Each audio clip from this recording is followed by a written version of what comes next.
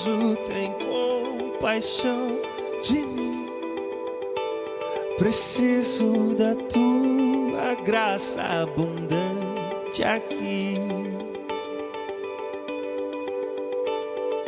Quebra meu coração e salva-me de mim. Faz-me bem-aventurado em ti. Pai, Deus de justiça, misericórdia, amor, confesso que me afastei e me esqueci de ti. Eu não sou mais que os outros, me ensine a ver quem sou. Faz-me doar ao invés de possuir. Esvazia o meu ego, enche-me de ti. Ajuda-me a confiar, mesmo quando a confiança me faltar. Ajuda-me a enxergar, mesmo quando meu olhar falhar.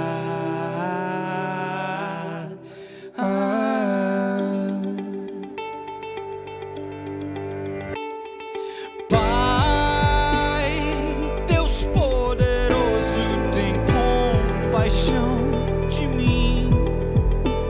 Preciso da tua graça abundante aqui. Quebra o meu coração e salva-me de mim. Faz-me bem-aventurado em ti. Pai, Deus de justiça, misericórdia, amor, confesso que me afastei, me esqueci de ti. Eu não sou mais que os outros, me ensine a ver quem sou. Faz-me doar ao invés de possuir. Esvazia o meu ego, enche-me de ti. Ajuda-me a confiar, mesmo quando a confiança me falta. Ajuda-me a enxergar, mesmo quando meu olhar falhar.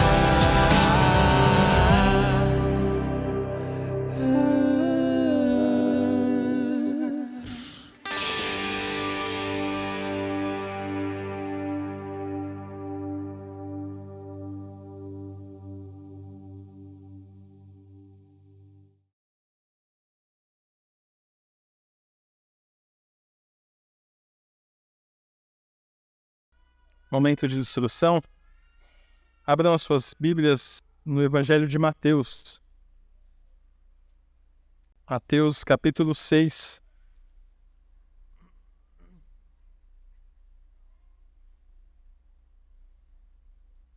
É uma passagem bem conhecida. mas nós nos atentaremos aqui ao versículo 33.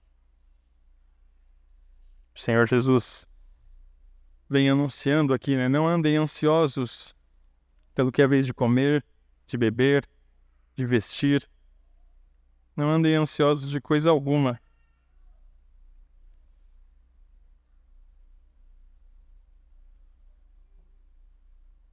Diz assim a palavra do Senhor: buscai, pois, em primeiro lugar o seu reino e a sua justiça, e todas as coisas vos serão acrescentadas. Começou um versículo, vou fazer a leitura novamente. Buscai, pois, em primeiro lugar o seu reino e a sua justiça, e todas estas coisas vos serão acrescentadas. Quero saudar também aqueles que nos acompanham pela internet. Lembrar dos nossos horários de trabalho, estão aqui embaixo na descrição.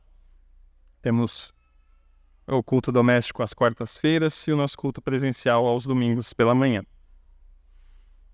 Voltando ao nosso texto.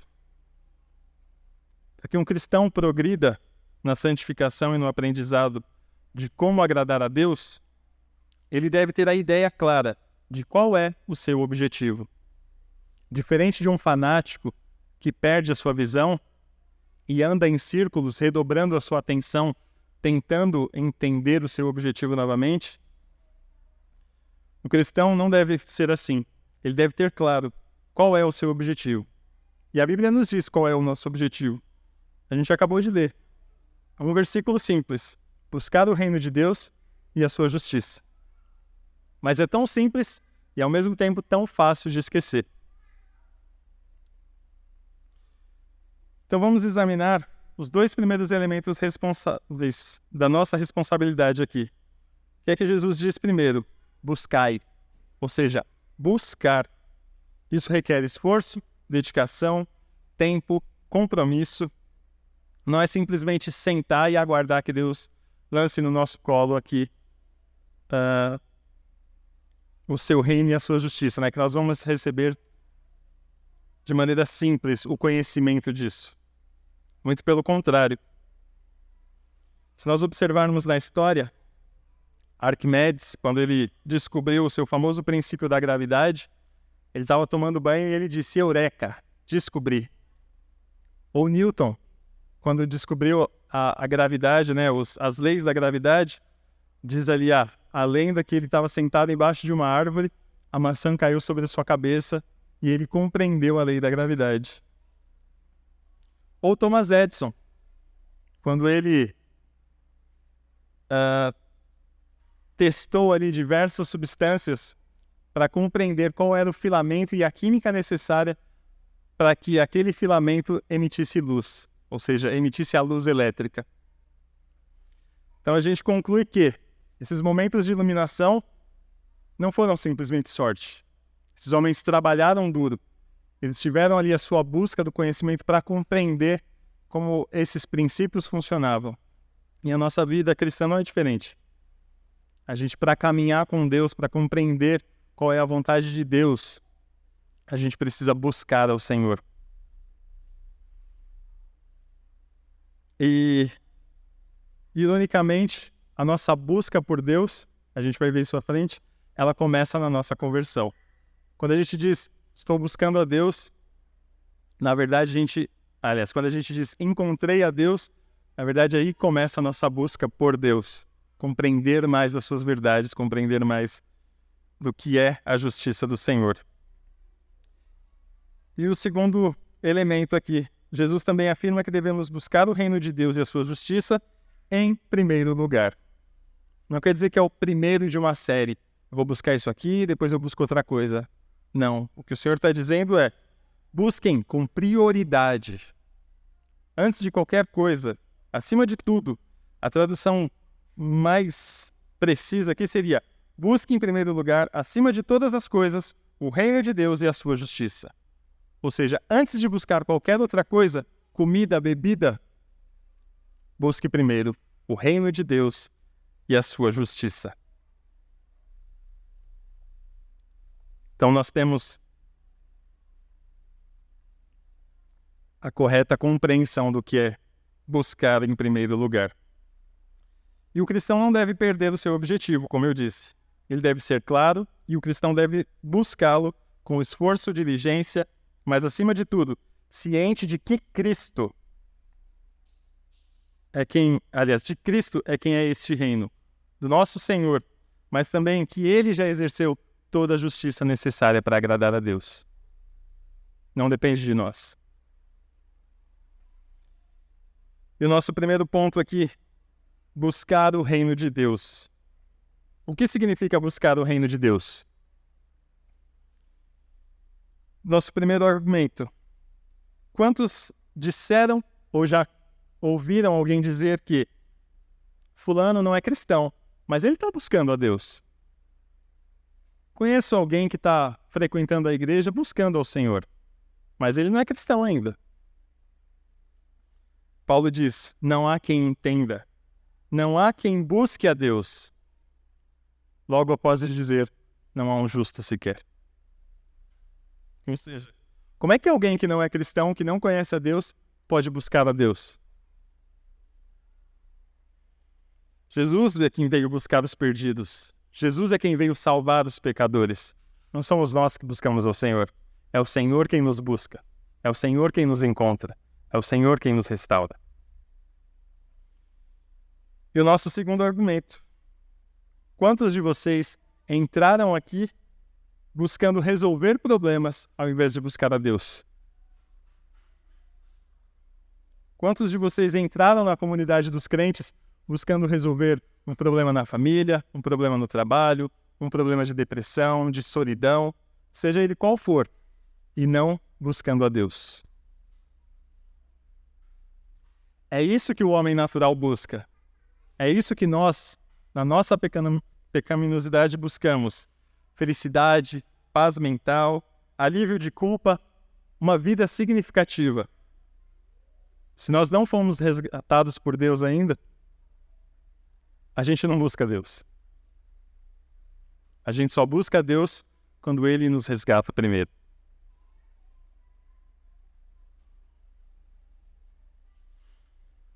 Ou seja, o homem natural busca sim os benefícios que Deus dá, mas o homem natural nunca busca a Deus.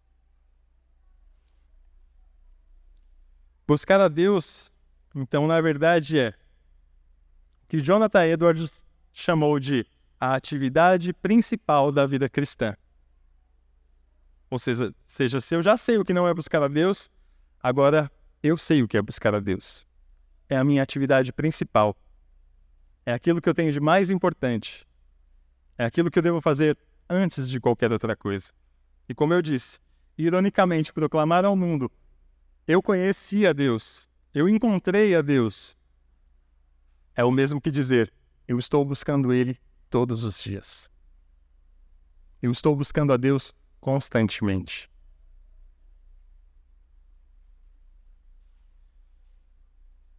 Então, começamos a nossa conversão e durante a nossa peregrinação continuamos nesse processo.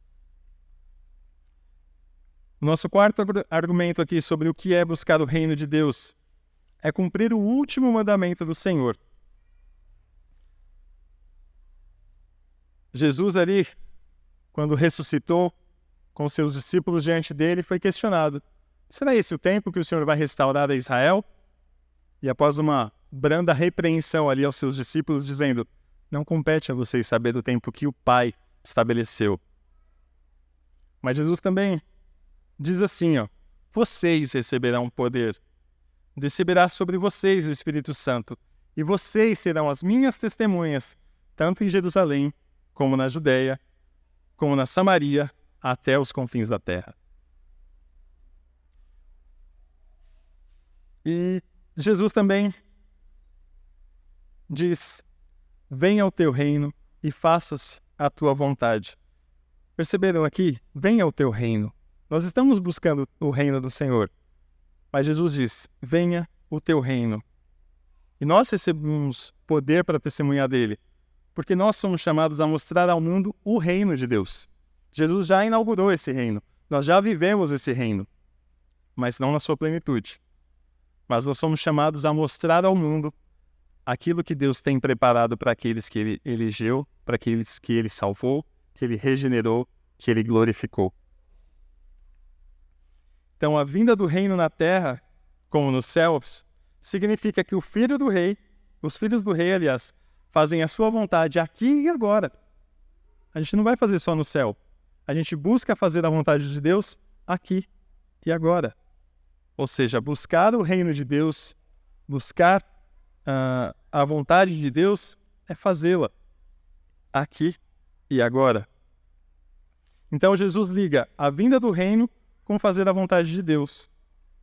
O reino vem sobre a terra nos lugares em que a vontade de Deus está sendo feita sobre a terra. Essa é a vontade que agrada a Deus. Essa é a busca que agrada a Deus. Fazer a vontade dele onde estivermos. Não é fácil, não é simples, mas essa é a vontade do Senhor. Esse é o nosso primeiro ponto. Buscar o reino de Deus e a sua justiça. E agora, a gente vai justamente para a sua justiça. Ou seja, já entendi o que é buscar o reino, agora o que é buscar a justiça de Deus? Ela está simplesmente ligada à primeira.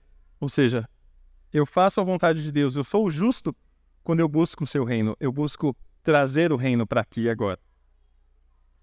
Mas é verdade que as exigências dessa justiça são tão grandes e tão numerosas que é impossível cumpri-las perfeitamente por qualquer um de nós.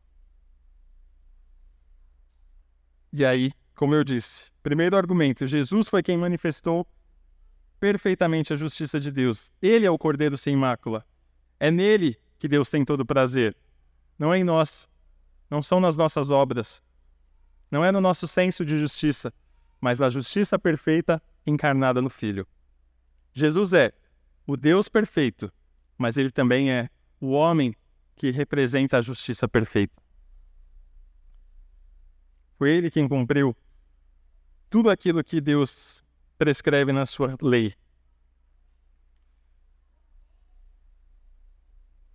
Se nós observarmos como Jesus agiu, o zelo que ele tem pela casa de Deus, diz a palavra, o zelo da tua casa me consumirá. O zelo da tua casa. Nós vemos os cambistas ali vendendo, animais para sacrifício no templo, e Jesus se ira, mas uma ira santa pela casa do Senhor. Uma ira santa por Deus, por amor a Deus. E Jesus vai além, ele diz, o que é a sua comida? Ele diz, a minha comida consiste em fazer a vontade daquele que me enviou e realizar a sua obra. Ou seja, um contraste, como eu disse, ao contexto aqui da nossa passagem. Não busquem comida, não busquem investimento, não busquem nada, senão em primeiro lugar o reino de Deus. Essas coisas não são erradas. O cristão deve sim progredir na sua vida, deve buscar um trabalho melhor, deve buscar uma educação melhor, deve buscar ter um conforto maior, mas essas coisas não são principais em nossas vidas. O que deve ser principal deve ser buscar o reino de Deus e a sua justiça.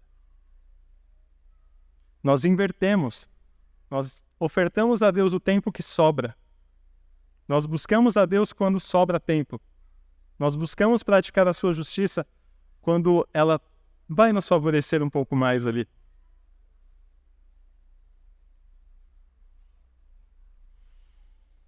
E nós vemos que Jesus era um homem de oração. E obviamente ele dominava as Escrituras melhor do que qualquer um. A sua espiritualidade, no entanto, era demonstrada pela justiça autêntica e pela vida interior manifestada na sua obediência exterior.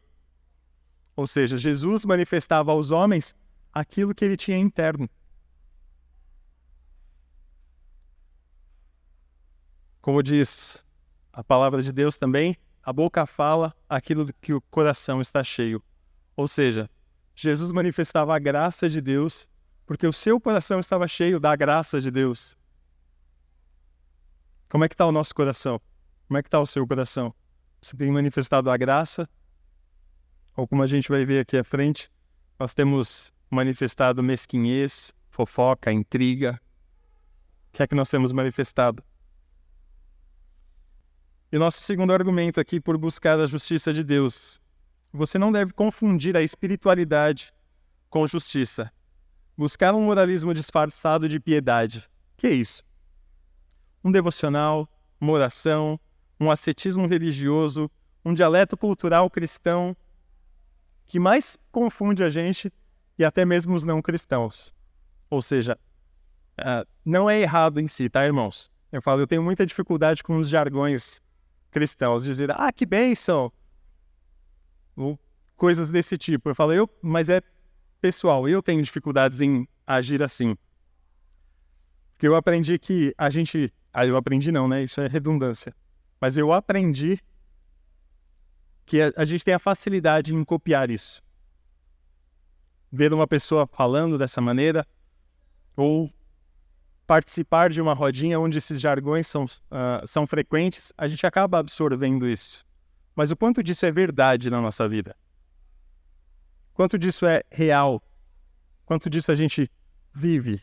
É prático? Ou a gente só está copiando os outros? Mas o que eu estou dizendo, isso é uma prática minha. Então, como a gente viu lá em 1 Timóteo, todas essas ações elas são inúteis. Não adianta você orar, não adianta você fazer devocional, não adianta você ter um jargão cristão ali, um dialeto cristão, se o objetivo principal não for buscar a justiça de Deus. Se o seu objetivo principal não for glorificar a Deus. O que é que você tem buscado? Glorificar a si mesmo, dizendo eu sou um cristão, dizendo os outros não podem perceber as minhas falhas, ou você tem buscado de fato o reino de Deus e a sua justiça, que sejam nessas coisas, porque isso aqui é essencial para o nosso progresso cristão. Mas essas coisas, sem a piedade correta, sem a justiça, o objetivo correto, são inúteis. Então, a disciplina espiritual, como eu disse, ela é essencial para a gente obter a justiça. Estudos bíblicos são válidos, orações, comunhão com a igreja, evangelismo, tudo isso é necessário, mas não é o objetivo final. E há ocasiões, como nós vamos ver aqui, que Deus resume a sua vasta soma dos mandamentos. Em alguns, eles captam a essência da verdadeira justiça. Em Miqueias, é o nosso primeiro ponto aqui, essa sessão, aliás, é o nosso terceiro argumento, né? O livro de Miqueias apresenta o seguinte resumo da vida cristã. Ele te declarou, ó homem, o que é bom e que é o que o Senhor pede de ti, que pratiques a justiça e ames a misericórdia, e andes humildemente com o seu Deus. Miqueias 6:8. Quando o profeta aqui falou da misericórdia, a palavra usada é o de amor leal. Ou seja, é esse o tipo de amor que Deus tem para com você. É esse o tipo de amor constante, duradouro, permanente. E embora pecador que você seja, Deus permanece ao seu lado. Embora falho, Deus está te ajudando. Não é porque Ele não dá o que você quer que Ele não te ama. Muitas vezes é porque Ele não dá o que você quer que Ele te ama. E essa é a prioridade do amor cristão. Apesar do seu irmão falhar, apesar do seu irmão errar com você, você deve amá-lo de maneira leal. Observe os seus filhos. Aqueles que têm filhos, né? Seus filhos precisam ganhar o amor de vocês? Não. Seus filhos te desapontam, né? Seus filhos te frustram. Seus filhos te zangam. Mas ainda assim você os ama. Por que com seu irmão é diferente?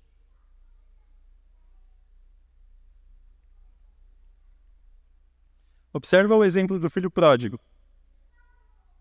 Ele falou, pai, eu quero a minha parte. Ele não tinha qualquer direito, o pai era vivo. O que o pai fez? Vendeu, deu a metade. o filho gastou tudo. Quando ele voltou, como é que o pai o recebeu?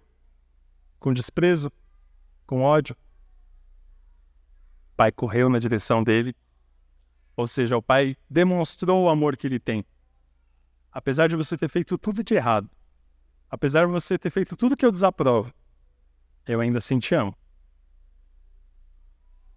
É esse o tipo de amor que Deus tem para com você. E é esse o tipo de amor que Deus quer que você tenha com o seu próximo. O amor leal. Manter o amor, manter esse tipo de amor é imitar o modo como Deus nos ama. Ser amigo leal requer paciência, longanimidade, bondade, ou seja, é o tipo de fruto que só pode fluir de Deus. Ou seja, é um fruto do Espírito Santo. Você ama o seu irmão de maneira leal, porque o Espírito Santo te habilita a amar assim. E, de novo, o quanto você tem buscado o reino de Deus e a sua justiça para que esses frutos sejam evidentes. O nosso quarto argumento. Jesus falou da vida cristã. Esse texto aqui, eu falei para a irmã Fabiane ontem. Eu li o capítulo. Esse sermão é baseado no Como Viver e Agradar a Deus, o livro do Sproul.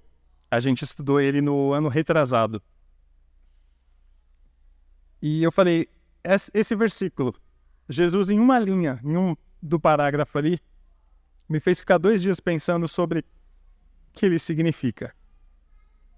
Porque Jesus sintetiza assim, como quereis que os homens vos façam, assim fazei vós também a eles. Lá em Lucas 6:31. E essa é a regra de ouro. Até uma criança pode citar isso. O que você quer que seja feito, aliás, o que você quer que os outros façam a você, faça para os outros. Uma criança consegue recitar isso. Mas o quão difícil é para um adulto também viver isso?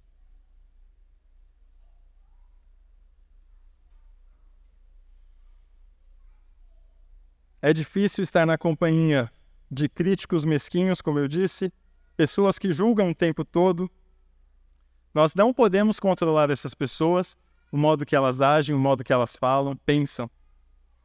Mas o que a gente pode é aprender com elas. Será que o que elas dizem que me fere não é o mesmo que eu falo ou faço que magoa outras pessoas? Será que o que me fere não é o que fere outras pessoas? Porque eu posso dizer, mas eu não posso ouvir.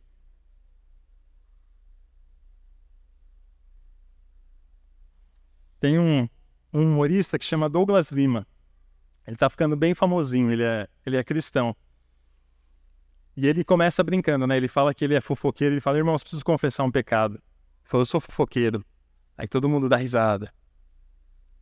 Aí ele fala, e quem riu sabe o que é ser fofoqueiro.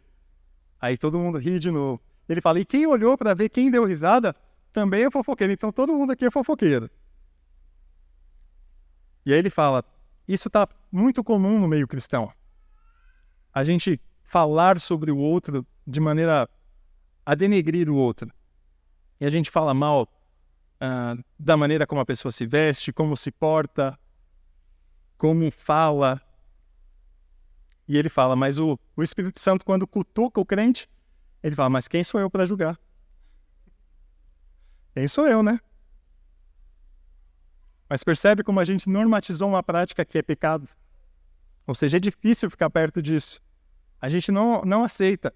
Mas quando é a gente fazendo, tá tudo bem, é normal. Eu só tô comentando.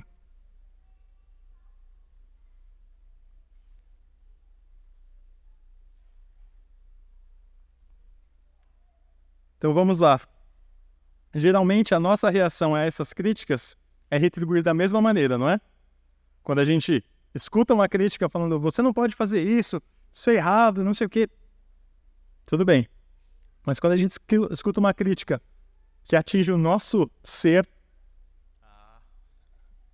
sai de baixo, fala, você está me julgando. Agora você pegou onde não podia apertar. Mas Jesus não é assim, né? Como é que ele nos orienta? Não paguem o mal com o mal. Paguem o mal com o bem.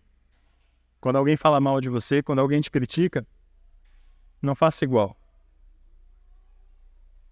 Isso é justiça de Deus, não dos homens. Tem uma música do Baruch que ele começa dizendo: Pai, eu quero aprender a amar, mas é tão difícil não julgar, o meu direito de justiça. Ou seja, eu quero o meu direito de justiça, eu estou vendo que ele está fazendo errado, eu quero que o Senhor faça justiça, mas eu também quero fazer. Aliás, abrir mão do meu direito de justiça, não julgar. Abrir mão. Quando o senso de justiça está em acordo com a vontade de Deus, né? Quantas vezes a gente age em vontade com a justiça de Deus? A gente dá para dizer que 1% do tempo, né? Muitas vezes a gente quer a nossa justiça. Então, o que significa justiça? Significa a vida correta. Significa uma pessoa justa e moral. Significa que, né? Uma pessoa justa é moral sem ser moralista. Ela é piedosa sem ser legalista. Ela tem um senso de consideração para com os sentimentos dos outros. E aqui é o ponto que eu falei para a Fabiane, que me fez ficar pensando 2 dias. O versículo diz: Como quereis que os homens vos façam, assim fazei-o vós também a eles. Muitas vezes a gente age para com o outro, ajudando o outro, fazendo pelo outro aquilo que nós achamos ser o correto. Mas quantas vezes nós perguntamos o que você quer que eu faça por você? Como eu posso te ajudar?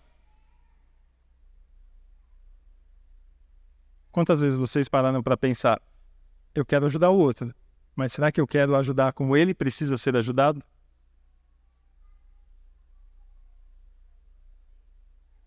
Aqui é o ponto difícil, né? Ajudar é fácil, mas ajudar como o outro precisa, esse é o difícil. Como é que Jesus te ajudou? Como você queria ser ajudado ou como você precisava ser ajudado?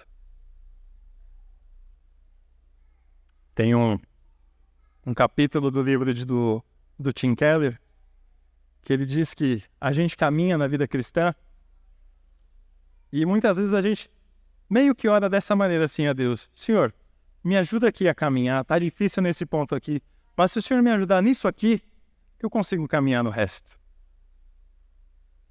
Será que a gente consegue caminhar no resto? Será que você consegue caminhar no resto sem que Deus te ajude de novo? Ou sem que Deus te ajude constantemente, como a gente viu aqui? Apesar de você falhar, Ele está do seu lado. Você errando ou acertando, Ele está do seu lado. Será que a gente precisa só de um empurrãozinho? Ou será que a gente precisa que Deus nos pegue pelas mãos e nos leve até o fim?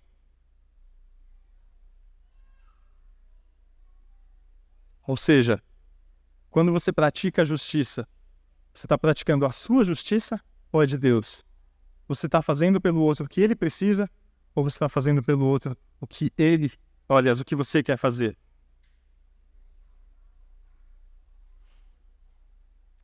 E o nosso quinto elemento aqui, Tiago,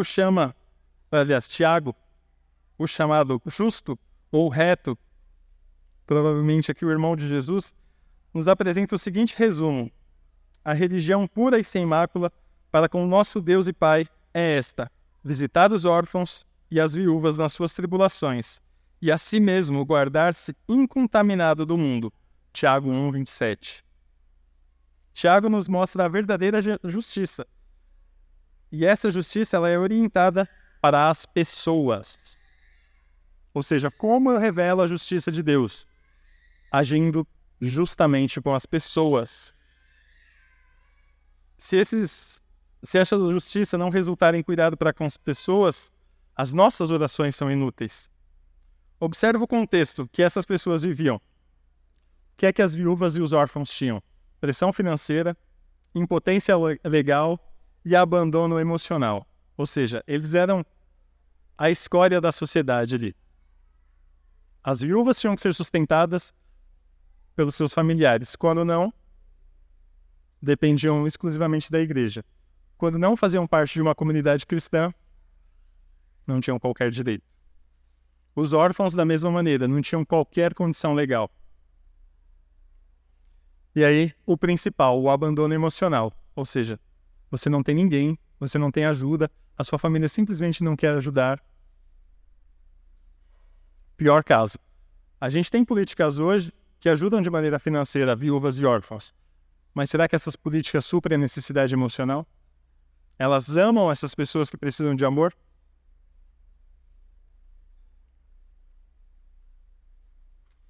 Então tem uma coisa que as políticas públicas nunca vão conseguir suprir: a compaixão. A compaixão, aliás, a piedade sem compaixão, como a gente viu, ela é inútil. Mas se ela tiver compaixão, se ela exercer a justiça do Senhor, ela produz vida.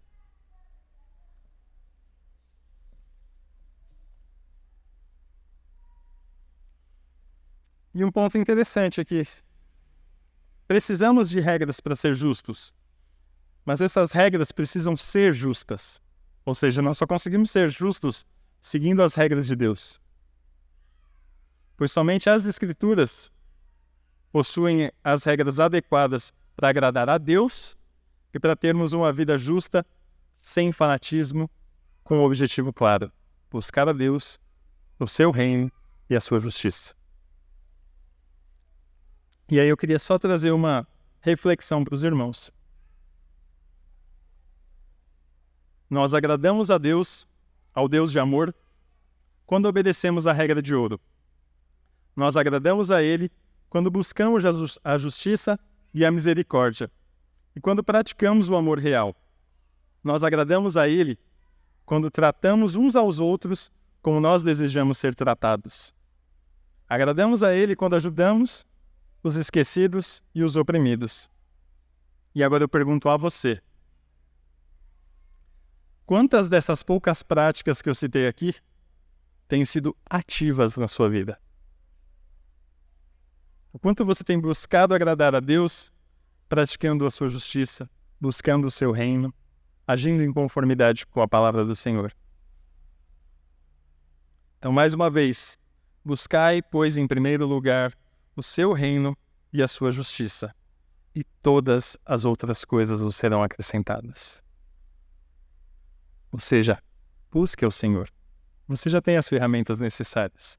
Você já foi habilitado pelo Espírito Santo a buscar o Senhor. Você pode dizer que o encontrou, mas o seu encontro com Deus significa: preciso buscar a Deus todos os dias. Isso não é só para vocês, tá? Isso falou muito comigo. É o que eu falei, principalmente no ponto ali do: será que eu tenho feito para os outros o que eles precisam que eu faça?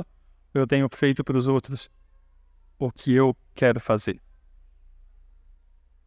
Que Deus nos ajude a buscar o seu reino, a buscar a sua justiça, a fazer aquilo que o agrada.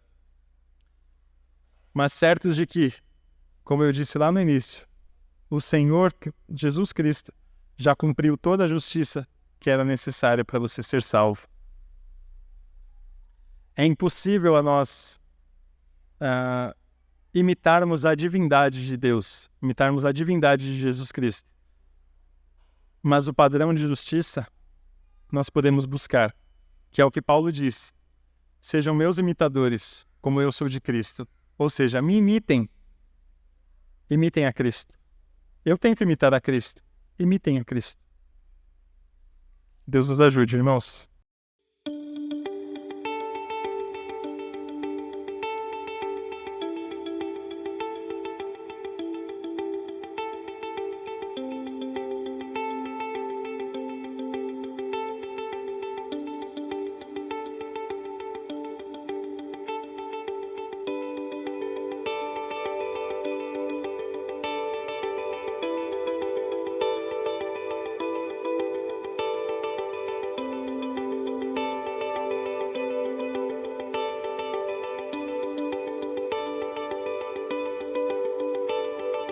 Pai, Deus poderoso, tem compaixão de mim.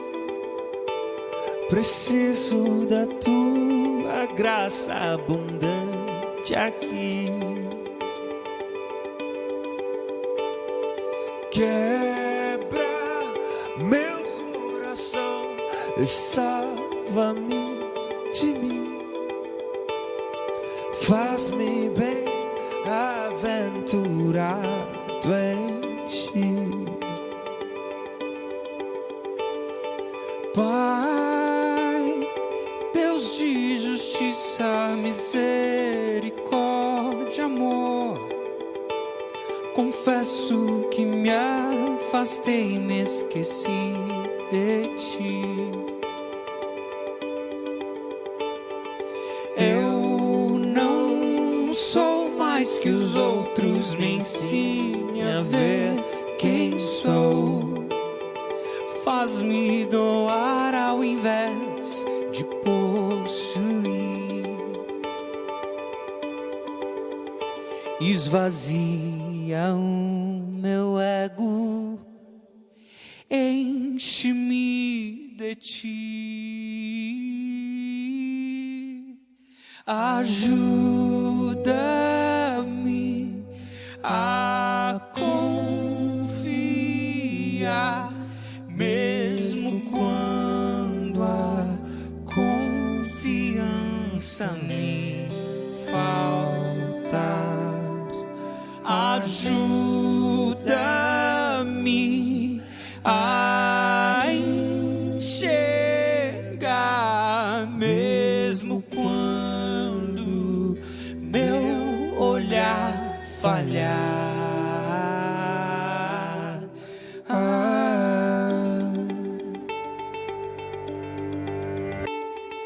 Pai, Deus poderoso, tem compaixão de mim. Preciso da tua graça abundante aqui. Quebra o meu coração e salva-me de mim. Faz-me bem-aventurado em ti. Pai, Deus de justiça, misericórdia, amor, confesso que me afastei, me esqueci de ti. Eu não sou mais que os outros, me ensine a ver quem sou. Faz-me doar ao invés de possuir. Esvazia o meu ego, enche-me